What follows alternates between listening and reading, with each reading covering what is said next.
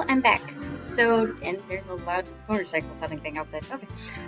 Anyway, I was thinking about Natsuki's poem after last session ended, and it almost seemed more like Yuri's. Like, it still had Natsuki's simple wording, but it was using a lot more metaphors, and it was more complex that way. Like, she always expresses complex ideas in simple words, but even the words construction this time was a little bit more complex. And I wonder if she's maybe trying to, like, she sees what's up with Yuri at us, and she's trying to edge in, like, to make herself more likable, maybe?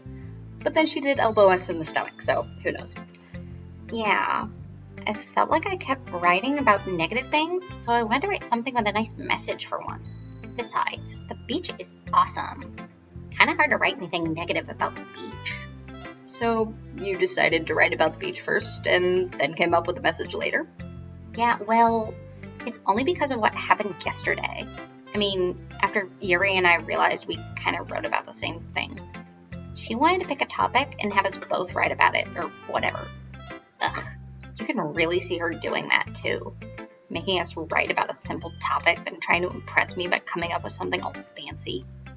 Well, it's not like I care. I just did it anyway. I mean, I guess mine ended up being kind of metaphorical too. But there's nothing wrong with doing that once in a while. At the very least, it was good practice. Okay, so I was right. Yay. I'm also worried about Monika, because I feel like she might be getting, I don't want to say the wrong impression, because we definitely have been getting closer to Yuri, and Monika seems upset about that, so I want to kind of, maybe, I don't know, smooth things over, I guess. Hi, Gilbert. Have you thought about what you want to submit to perform at the festival? Festival? Well, being in this club is one thing, but performing in front of a bunch of people, I'll have to give it some more thought. Okay, no pressure, but whatever you do, I'm sure it'll turn out great. It would also make me happy to see. Anyway, let's take a look at today's poem. Sure. I let Monika take the poem I'm holding in my hands. This one's good. It feels like you're not only getting more comfortable with your style, but the imagery is better than the last one I read. Just wondering, but have you been finding inspiration in Yuri's writing style? I guess so. You can't deny that she's talented. Yeah, totally. I think her poems are the most romantic. That's the best way to describe it. She's like a totally different person when she picks up a pen. I noticed that too. Or when she's talking about literature, it's like a light turns on inside her. Sadly, it's hard to get much personal conversation out of her. Trust me, I've tried. Who knows what goes on in that head of hers? I hope you don't mean that in a bad way. No, of course not. I just meant that I wish she didn't keep so much to herself. But still, defending her like that, you must be pretty into her. You completely misunderstood.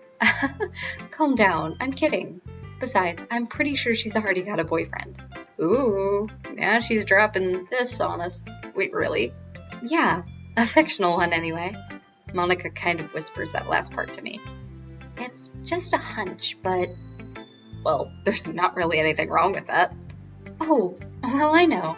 I was just saying... Anyway, I'll share my poem with you now, alright? Alright.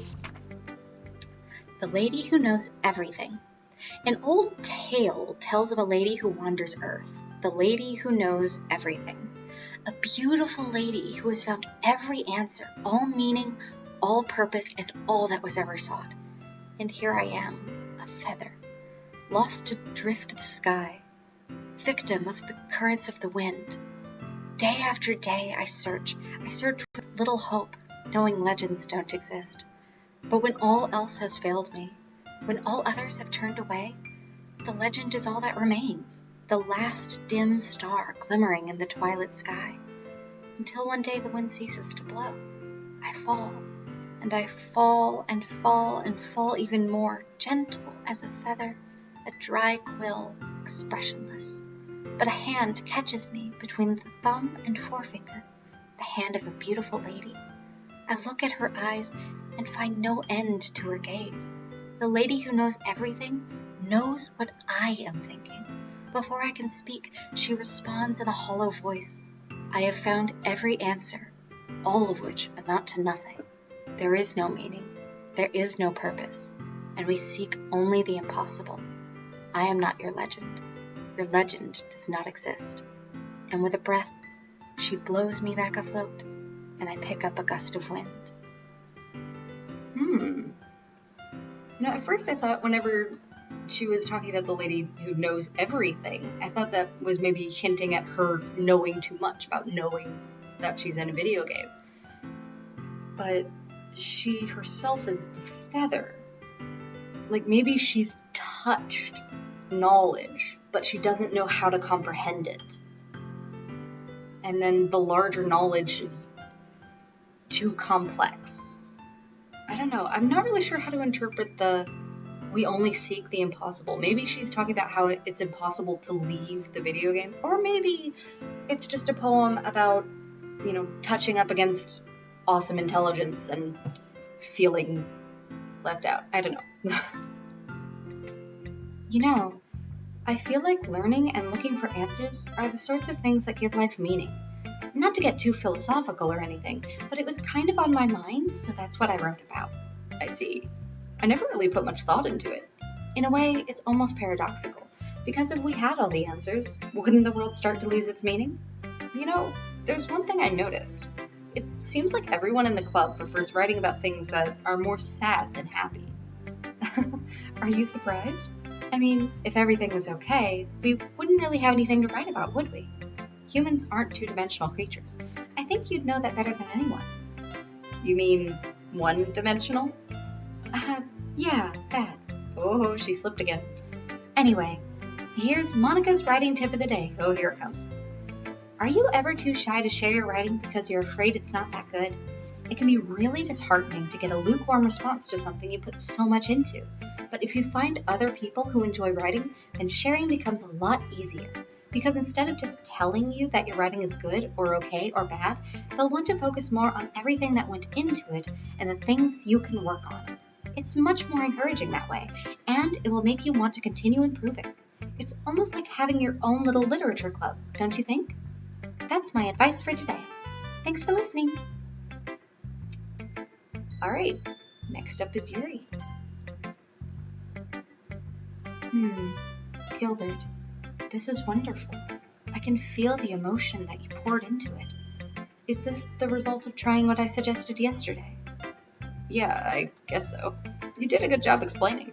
I really wanted to try giving it more feeling. Yuri visibly swallows. Even her hands appear sweaty. I'm not used to this. Used to what? I don't know. It's fine. Take your time. Yuri breathes and collects her thoughts. I know that Yuri likes to think before she speaks, so I offer that patience to her. Yeah, just being appreciated like this, I guess.